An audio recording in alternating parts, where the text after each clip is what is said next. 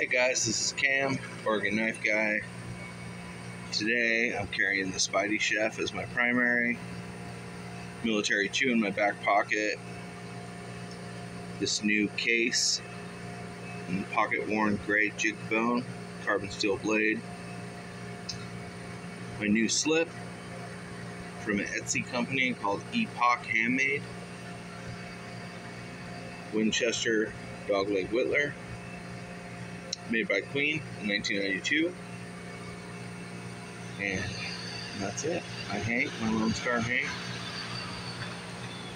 Hope you all are having a great day. Got a video coming on this.